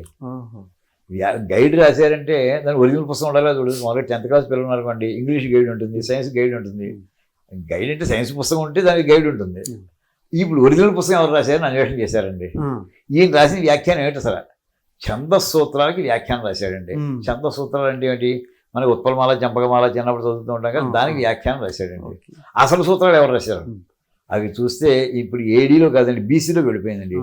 బీసీ 8వ శతాబ్దానికి వెళ్ళిందండి. అక్కడ దొరికాడు అసలు మీ మూల గ్రంథకర్త. ఏమండి ఆ వేళ ఒరిజినల్ ఛంద సూత్రాలు ఆయన రాశాడండి. ఆయన పేరు పింగళ మహర్షి. మహర్షుల వరకు వెళ్ళిపోయింది. ఏమండి ఆయన రాసిన పుస్తకంలో ఈ అంకెలన్నీ ఉన్నాయండి. 1, 11, 121, 1330 ఇవన్నీ కూడా అక్కడి నుంచి ప్రారంభమయ్యాయండి. ఇప్పుడు ఎవరు చెప్పాలంటే ఇప్పుడు A+B² ఎవరు తెలుసు అంటే ఈ అంకెలు ఎవరికి తెలుసునో వాళ్ళకి A+B² తెలుసు, A+B³ తెలుసును వాళ్ళకి. అంటే ఎవరికండి? పింగళ మహర్షి దగ్గరికి వెళ్ళిందండి. ఇంకా అయిపోలేదు. ఆయన ఏమన్నాడు? నేను కనుక్కోలేదు అన్నాడండి. నేను మా గురువుల దగ్గర నుంచి నేర్చుకున్నది పుస్తకంలో పెట్టానన్నాడు. అంటే వాళ్ళ గురువులు వాళ్ళు నోటితో చెప్పారు. వాళ్ళ పుస్తకాలు చూసి అరే ఫలానా పుస్తకం తెచ్చుకోవాలి నోటికి చెప్పేశారు. వాళ్ళు అంతా మౌఖికంగానే కాబట్టి అంచేత మా గురువు చెప్పిన గ్రంథస్థం చేశాను. అంటే మనకు దొరికిన మొదటి గ్రంథాల్లో ప్రాచీన గ్రంథం ఆ పుస్తకం అయింది. కానీ ఆయన ఆధారం ఏమంటే నేను రాయలేదు బాబోయ్ అన్నాడు ఆయన. అంటే ఎంతవరకు కనీసం పోయి ఆయనే ఆధారం మనం బలవంతంగా ఆయన రుద్దేసిన ఎన్ని సంవత్సరాలు అవుతుందండి? ఇది 2000 సంవత్సరాలు అంతే కదా. 2026లో ఉన్నాం. ఈ 2000 వేసుకోండి, అది 800. 2800 సంవత్సరాల క్రితం A+B² చరిత్ర ఈ దేశంలో కనుక్కోవడం జరిగిందండి. అది A+B² యొక్క చరిత్ర. ఇది బైనామిక్ థియరం. అయితే ఇక్కడ ఇంకా అయిపోలేదు. ఇంకా చాలా గొప్ప విషయం అండి. ఆయనకు గొప్ప ఆలోచన వచ్చింది. అంటే ఒక్క మనిషిని గురించి చెప్పుకుంటుంటే ఎంత ఆలోచన వస్తుందో చూడండి. ఇప్పుడు తెలుగుకి 56 అక్షరాలు అన్నారు. కొన్ని అక్షరాలు కంప్యూటర్ వచ్చాక తీసేసారు, బండిరా తీసేసారు, అల్లు తీసేసిన అక్షరాలు నన్నయ్య గారు రాసిన ప్రకారం ఉండాల్సిందేగా. అంతేనండి. నువ్వు తీసేస్తే నేను నేర్చుకోవాలంటే నీ ఇష్టం అది. కానీ భాష ఉన్నాయి. ఇంగ్లీష్ 26 అక్షరాలు. ఇన్ని అక్షరాలు ఎందుకు అసలు? ఏదో విషయాన్ని చెప్పడం కోసం ఓ వాక్య రూపంలో. ఇన్నెందుకు అసలు? 2 అక్షరాలు చెప్పలేవా అని అడిగాడండి ఆయన. 2 అక్షరాలు ఇన్ని వద్దు అసలు నాకు చెప్పొచ్చు. ఆయన రాసి చూపించాడు. వాటినే లఘువు గురువు అని పేరెట్టాడండి. 2 సింబల్స్ లఘువు గురు. చెప్పారు అన్న చదివేది యమాత రాజభానస అందరం చదువుకున్నామండి తెలుగు ఛందస్సులో మనకి. అదే కదా, యగనం మగణం. అదే యమాత అంటే యగనం మగణం అంతే కదా. ఒక గురువు 2 లఘువులు, లఘువు 2 గురువు, ఏవో రకరకాలు ఉన్నాయి కదా. అక్కడ ఆయన వాడి 2 సింబల్స్ లఘువు గురువులే. దాన్ని 3 రకాలు కలుపుకుంటే నీకేమో నీకు గణం అవుతుంది. ఏమండి గణాలు వస్తున్నాయి. దాంతో నువ్వు ఏ వాక్యం రాసుకో, దాంతో ఉత్పలమాలు వస్తుంది, చంపకమాలు వస్తుంది, మత్తేపం వస్తుంది, శార్దూలం వస్తుంది, అన్నీ వస్తున్నాయి లేదా? వస్తున్నాయి చూపించాడు ఆయన. అంటే 2 సింబల్స్ తోటి ఒక భాషని ఆయన ఏర్పాటు చేసినట్టు అయిందండి కొత్త రకంగా. Binary number. ఇప్పుడు ఇందాక బైనామిక్ థియరం అది, ఇప్పుడు ఇది బైనరీ నెంబర్ సిస్టమ్. ఇప్పుడు ఆయన ఘనత ఏంటంటే ఈవేళ మనం వాడే సెల్ ఫోను ఎటువంటిది? ఇది మీరు రకరకాల మీరు వాట్సాప్ వాడుతున్నారు. అది ఏ సూత్రం మీద ఆధారపడి నడుస్తుంది? అది బైనరీ నెంబర్ సిస్టమ్ మీద ఆధారపడుతుందండి. బైనరీ నెంబర్ సిస్టమ్ అంటే 0, 1 అంతే కదండి. ఆయన చెప్పిన దానికి దీనికి సంబంధం అంటే లఘు అంటే 0 అండి, గురువు అంటే 1 అండి. సో ఈవేళ మీరు వాడేటటువంటి కంప్యూటర్స్ అనండి, కంప్యూటర్ టెక్నాలజీ అనండి, దీని అంతకీ ఆద్య పురుషుడు ఎవరు వస్తారంటే పింగళ మహర్షి అవుతాడండి. ఈవేళ కొమ్మగా నేను పిల్లలు సామాన్యంగా అడుగుతుంటాను, అందరూ చెప్పేస్తారు పిల్లలు. ఎల్కేజీ ఫాదర్ ఆఫ్ కంప్యూటర్స్ అంటారు ఒకడిని. ఎవరంటే చార్లెస్ బ్యాబేజ్ అంటారు. ఏమంటే అందరూ వింటుంటాం Charles Babbage father of computers. ఎప్పటి వాడు వీడు చార్లెస్ బ్యాబేజీ? 1850లో వాడండి. వాడికి ఒక ఆలోచన కలిగింది. ఓ కంప్యూటర్, వాడి కంప్యూటర్ వాడు చూడలేదు. వాడు బతికున్న 1946లో వచ్చిందండి కంప్యూటర్. వాడు 1850, 96 ఏళ్ల తర్వాత వచ్చింది. వాడు పోయాడు, ఎప్పుడూ పోయాడు. అయితే వాడు సిద్ధాంతాన్ని ప్రతిపాదన చేశాడు. ఒక డేటాని దాచుకునేటటువంటి ఒక పరికరం కావాలి, లెక్కలు గుణకారాలు తీసివేతలు చేసేటటువంటి ఇంకో పరికరం ఉండాలి, ఉండి దీన్ని రెండింటినీ కలిపితే ఆ తయారయ్యే కంప్యూటర్ ద్వారా ముందది కూడా కొన్ని చెప్పొచ్చు అని ఒక సిద్ధాంతాన్ని ప్రతిపాదన చేశాడు. కానీ సిద్ధాంతాన్ని చూడలేదు అతను. 1850లో పెట్టాడు, 1880లోనూ 90లోనూ పోయాడు అతను. కానీ అప్పటి నుంచి ఆలోచన ఒకళ్ళు ఎందుకు చేస్తూనే ఉన్నారు కృషి. ఆ చేయగా 1946 మొట్టమొదటి కంప్యూటర్ వచ్చిందండి. ఇప్పుడు ఏమంటానంటే అతని సిద్ధాంతం దాన్ని ఏమంటారంటే స్టోర్డ్ ప్రోగ్రామ్ కాన్సెప్ట్, అంటే ప్రోగ్రామ్ను స్టోర్ చేసుకునే ఒక సిద్ధాంతం. ఇప్పుడు ఇంత కంప్యూటర్ అతని సిద్ధాంతం మీద ఆధారపడింది. అతని సిద్ధాంతం మీద దేని మీద ఆధారపడింది? ఇప్పుడు ఫస్ట్ ఫ్లోర్ ఉందండి, దేని మీద ఆధారపడిందండి? గ్రౌండ్ ఫ్లోర్ మీద ఆధారపడింది. గ్రౌండ్ ఫ్లోర్ దేని మీద ఆధారపడింది? కింద పునాది మీద ఆధారపడింది. ఇప్పుడు కంప్యూటర్కి ఇతను చెప్పినటువంటి stored program concept first ground floor అనుకుంటే, ఆ గ్రౌండ్ ఫ్లోర్కి పునాది ఏమిటంటే బైనరీ నెంబర్ సిస్టమ్ అండి. మన గురువుల అది అందుచేత ఏమంటానంటే, ఓకే నువ్వు ఫాదర్ ఆఫ్ కంప్యూటర్స్ ఎవరంటే చార్లెస్ బాబే అన్నావు, నేనేమంటానంటే గ్రాండ్ ఫాదర్ ఆఫ్ కంప్యూటర్స్ ఎవరిని అడుగు, పింగళ మహర్షి చెప్పండి. ఏ ఫాదర్ ఉంటే గ్రాండ్ ఫాదర్ ఉండడా? గ్రాండ్ ఫాదర్ ఉంటేనే కదా ఫాదర్ వచ్చేది. ఏమండి అందుచేత ఈవేళ ఈ మాట నేర్పండి. కాదంటావు చెప్పు, ఎందుకు కాదో చెప్పు. సమాజంలో ఈ మాట మనం వ్యాప్తి చేయాలి. అంటే ప్రాచీనమైనటువంటి గణిత శాస్త్రవేత్తలు, శాస్త్రకారులు వీళ్ళు మన దేశానికి ఈవేళ కంప్యూటర్కి ఆధారమైనటువంటి సిద్ధాంతం వాళ్ళు ప్రతిపాదన చేశారండి. ఏమండి ఇంకొకటి ఐన్స్టీన్ లాంటి వాడు అతనే ఉంటాడు.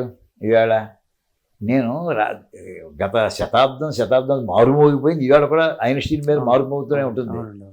ఏమండి అతను ఒక మాట అన్నాడు, నేను 14 అంతస్తు పైన ఎగరేసిన జెండా లాంటిది నా సిద్ధాంతం. 14 అంతస్తులు బిల్డింగ్ కట్టుకుంటే ఆ పైన ఎగరేసి జెండా లాంటిది నా సిద్ధాంతం. కానీ ఆ జెండా అక్కడ నిలబడడానికి కారణం ఏంటి? 14 అంతస్తుల భవనం, లేకపోతే ఆ జెండా నేల మీద ఉండేదే కదా. భారతీయులు చేసినటువంటి దశాంశ విధానం అటువంటిది అని అతను రాశాడు. భారతీయులు చేసినటువంటి దశాంశ విధానం అది 14 అంతస్తుల భవనం కట్టించారు నాకు, దానిపైన జెండా ఎగరేశాను.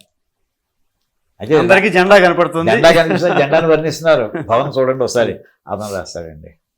అతని ముందర శతాబ్దంలో 19వ శతాబ్దంలో ఇలాంటి ఐన్స్టీన్ లాగే అంత ప్రసిద్ధుడైనటువంటి పాశ్చాత్య గణిత శాస్త్రవేత్త ఇంకొకతున్నాడండి, లాప్లాస్ అతని పేరు. అతను ఇదే అన్నాడండి, అసలు అంకెలు కనుక్కోకపోతే 0, 1, 2, 3 ఏమండి ఈ అంకెలు లేకపోతే అసలు నీకు దశాంశ విధానం ఎక్కడుంది, లేదా ఈ సిద్ధాంతాలు ఎక్కడున్నాయి అసలు?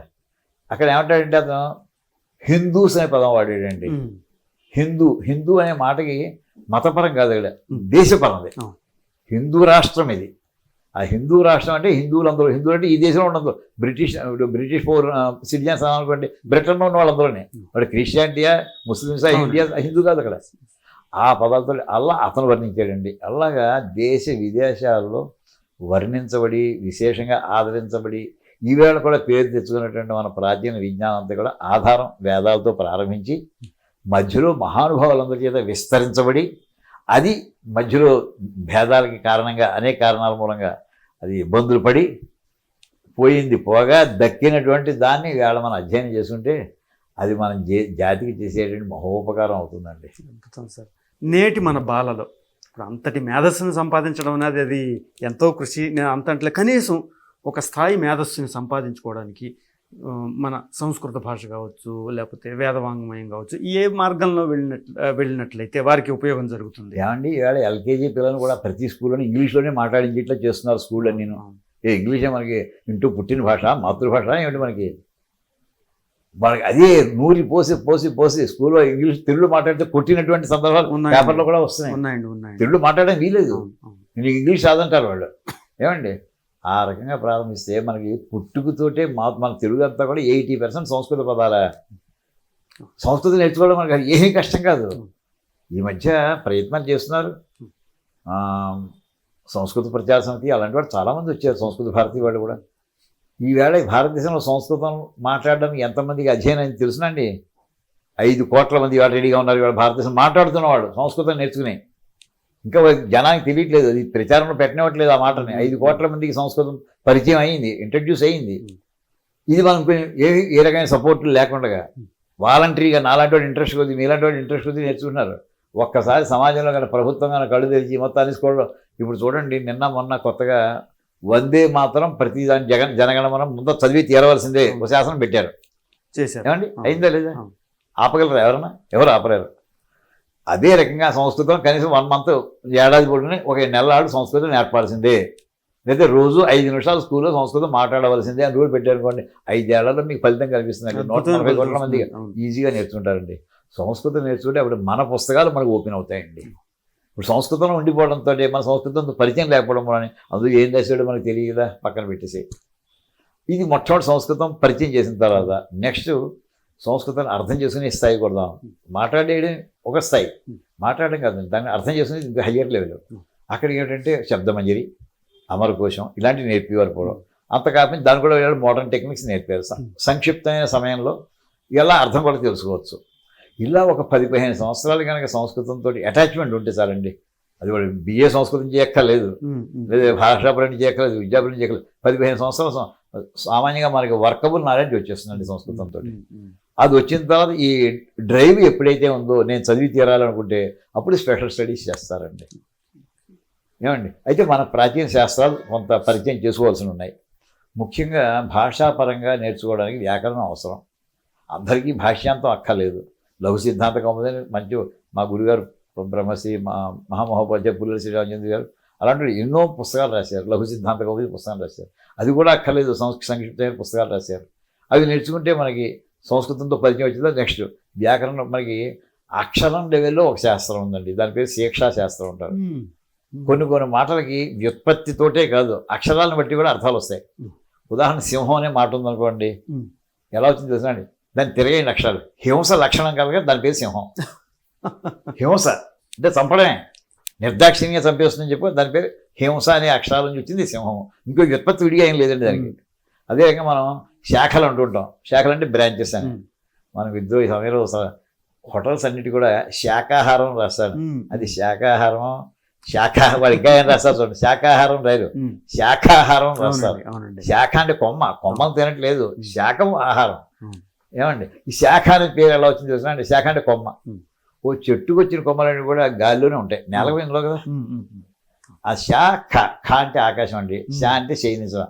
ఆకాశంలో శయనిస్తూ విశ్రాంతిగా ఉంటుంది కనుక కొమ్మ, ప్రతి చెట్టు కొమ్మ నేలకు తగలకుండా సామాన్యంగా పైన ఉంటాయి కనుక అంటే ఖ ష అనే 2 అక్షరాలు వచ్చింది శాఖ.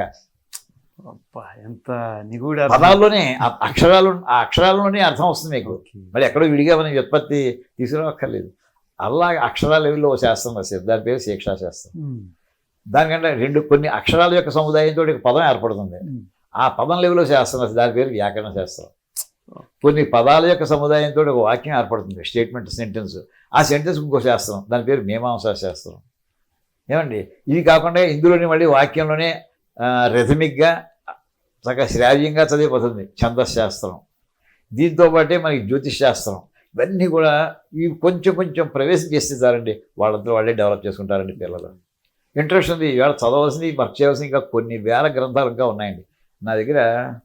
భారతదేశంలో తాళపత్రాలు ఎక్కడెక్కడ ఉన్నాయో, సైన్స్ ముఖ్యంగా జ్యోతిష్ శాస్త్రం మీద భారతదేశం మొత్తం మీద ఏ లైబ్రరీలో ఎన్ని తాళపత్ర గ్రంథాలు ఉన్నాయో పెద్ద లిస్టు దొరికిందండి. అంతే, తాళపత్రం ఇంకా ప్రింట్ కానివి. ఇప్పుడు ఈ మాత్రం ఉత్సాహం కలిగిందంటే ఆ అడ్రస్ తీసుకుని అక్కడికి వెళ్ళి దుమ్ము దులుపుకోవాలి, వాటిని పట్టుకుని తీసుకుని ఒక్కొక్క తాళపత్ర గ్రంథం మీద ఒక్కొక్క పిహెచ్డి రీసెర్చ్ వర్క్ చేయొచ్చండి.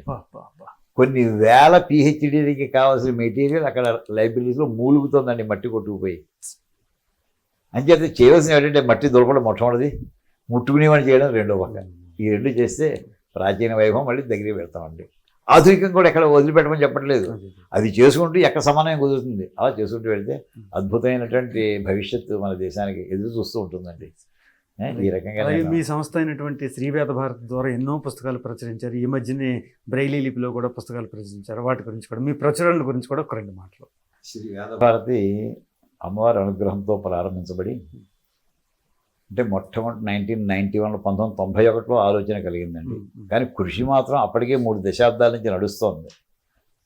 ఏదో ప్రాజెక్ట్ చేద్దామని అనుకోలేదు. సేకరణ, విద్యా సేకరణ, గ్రంథ సేకరణ అని జరుగుతుంది. 91 నుంచి 35 ఏళ్ల నుంచి తీవ్రంగా జరుగుతుంది.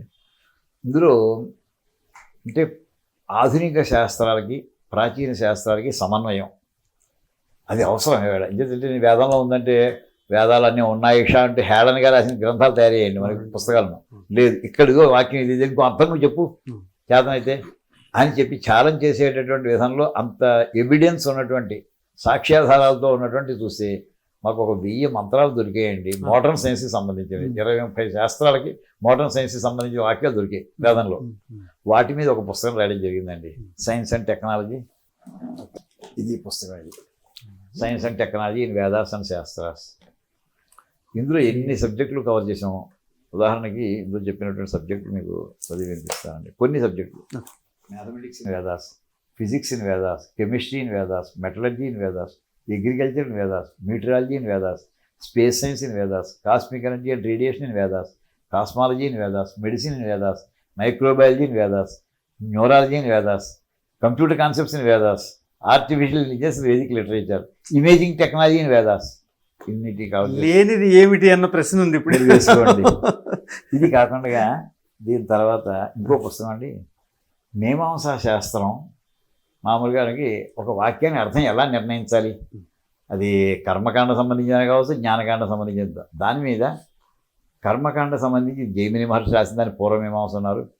జ్ఞాన మార్గానికి సంబంధించి మనకి వ్యాస మహర్షి రాసిన ఉత్తర మీమాంస అన్నారు.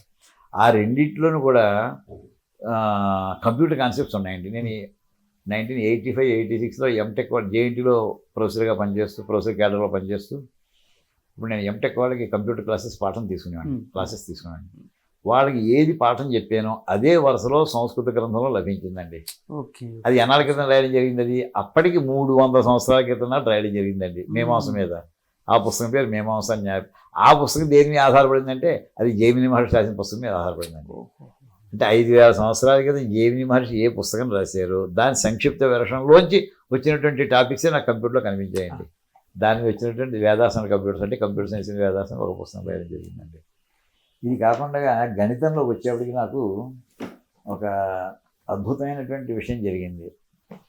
మనకి ఈవేళ భారతదేశంలో పుట్టినటువంటి గొప్ప గణిత శాస్త్రవేత్తల పేరు చెప్పండి అంటే మొట్టమొదటి చెప్పేది రామానుజన్ పేరు చెప్తారు, శకుంతలాదేవి గారి పేరు చెప్తారు. ఇద్దరే. ఇంకా గట్టిగా అవుతూ ఇంకా పాత వాళ్ళే చెప్పబోయా అన్నాం అనుకోండి, ఆర్యభట్ట అంటారు, లేదా భాస్కరాచార్య, లేదా వరాహి. ఇంత అయిపోయిందండి. 5వ పేరు చెప్పలేరండి ప్రాచీనలు.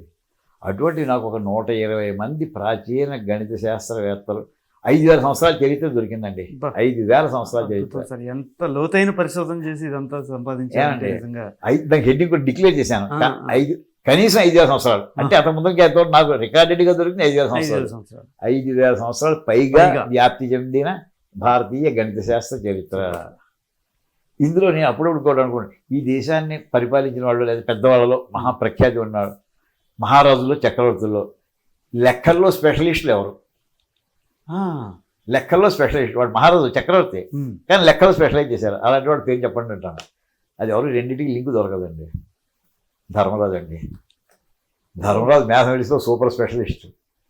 అంత ముందర నరచక్రవర్తి, అంత ముందర ఋతుపర్ణుడు, వాళ్ళంతా ఒక సబ్జెక్టు. భారత కాలంలోనే భీష్ముడు గ్రేట్ ఎస్ట్రానమర్. నర్తనశాలలో తెలుస్తూ ఉంటుంది. అది అప్పుడు దుర్యోధనుడు వచ్చి ఇంకా అజ్ఞాత అధిక మాసాలతో అలా ఎంతమందో. ఈ చాణక్యుడు అసలు పేరు చాణక్యుడు కాదండి, అతను అసలు పేరు విష్ణుగుప్తుడు. అతను గణిత శాస్త్రవేత్త, జ్యోతిష్ శాస్త్రవేత్త, కానీ రాసింది అర్థశాస్త్రం మీద పుస్తకం రాశారు. ఏమండి ఈ గణితానికి సంబంధించినవే మనకి లెక్కలకి అంటే జామెట్రీ యజ్ఞవేదికలు నిర్మాణం కోసం సులభ సూత్రాలు ఉంటాయండి. వీటన్నిటిని సంబంధించి ఈ మధ్యకాలంలో మనకి పూరి శంకరాచార్య గారిగా జీవించినటువంటి భారతీయ శ్రీ పరమ పూజ్యులు భారతీ కృష్ణ తీర్థస్వామి గారు వేదిక్ మ్యాథమెటిక్స్ అనే పుస్తకం రాశారు. దాన్ని మళ్ళీ జనంలోకి తీసుకెళ్ళడానికి, అది చాలా హై స్టాండర్డ్ ఇంగ్లీష్లో ఉంటే జనం ఒకటో 2-3 పేజీలు చూసి పక్కన పెట్టేస్తుంటారు సామాన్యంగా. ఎవరో 10 మంది మాత్రం చివరి దాకా చదివినారు. అలా జనంలో తీసుకెళ్ళడానికి మేము తెలుగులో రాసి తెలుగులో రాసాం ఈ పుస్తకం అండి. దానికి మొట్టమొదట ఈ హెడ్డింగ్ పెట్టాం. వేద గణితం, లీలావతి గణితం, పౌరూరి గణితం అని హెడ్డింగ్ తోటి, లీలావతి గణితంలో కొన్ని సూత్రాలతో ఇది పెట్టామండి. ఇలా కాకుండా అలా మొత్తం లీలావతి గణితం పూర్తిగా పాఠం చెబుదాం అని చెప్పి పుస్తకాల రూపంలో పెడదాం. ఇది మొత్తం పాఠం చెప్పాను కదా. ఇది ఇప్పుడు 3 వాల్యూమ్స్ ప్రింట్ అయ్యిందండి. ప్రతి శ్లోకము అర్థం తాత్పర్యాలతోటి తెలుగులో ముందర రాయడం ప్రారంభించాం. ఇది ఇంగ్లీష్లో కూడా ట్రాన్స్లేషన్ అవుతుందండి. ఇది కాకుండా ఇప్పుడు వేదిక్ మ్యాథమెటిక్స్లో ఇంగ్లీష్లో మొత్తం 5 వాల్యూమ్స్ కింద చేసామండి. ఏమండి ఇది కాకుండా దీన్నే మళ్ళీ బ్రెయిలీలో, ప్రతి పుస్తకానికి మళ్ళీ బ్రెయిలీలో చేసుకుంటూ వచ్చాం. ఇలా యథాశక్తి ప్రాచీనుడు ఇచ్చినటువంటి మన గణిత విజ్ఞానాన్ని అంటే కనీసం ఒక్క అంశాన్ని తీసుకుందాం, దాన్ని మళ్ళీ మన తర్వాత తరాల వాళ్ళకి అందాలి అని ఒక పరమేశ్వరుని యొక్క అనుగ్రహంతో కృషి చేసుకుంటూ పెడుతున్నాం.